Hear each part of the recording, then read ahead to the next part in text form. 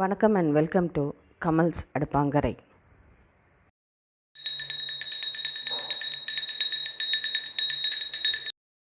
நம்ம இன்றைக்கி பார்க்க போகிறது சிம்பிளாக எப்படி வீட்லேயே சட்டுன்னு ஒரு ஆனியன் பக்கோடா செய்யலான்றது தான். ரொம்ப சிம்பிளான இன்க்ரீடியண்ட்டை வச்சு நல்ல ஒரு சைட் டிஷ்ஷாகவும் யூஸ் பண்ணிக்கலாம், இல்லை ஒரு ஈவினிங் ஸ்நாக் ரெசிப்பியாகவும் இம்மீடியட்டாக ஃபாஸ்ட்டாகவும் நம்ம பண்ணிடலாம்.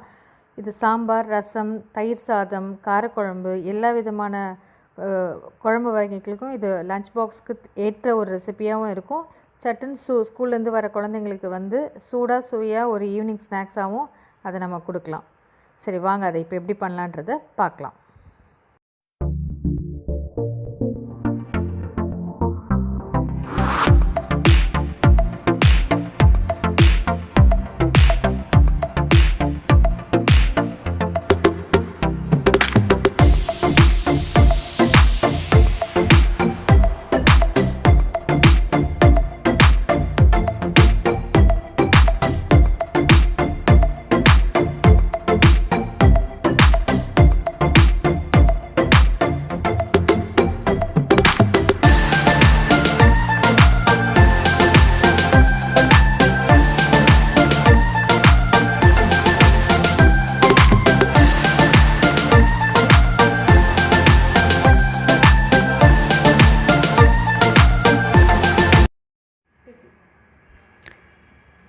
இந்த வீடியோ உங்களுக்கு பிடிச்சிருந்தா சப்ஸ்கிரைப் பண்ணுங்கள், கூடவே இருக்கிற பெல் ஐக்கான் பட்டனை கிளிக் பண்ணுங்கள். ஃபர்தர் நோட்டிஃபிகேஷன்ஸு உங்களுக்கு கண்டினியூ ஆகிறதுக்கு அது ஹெல்ப் ஆகும்.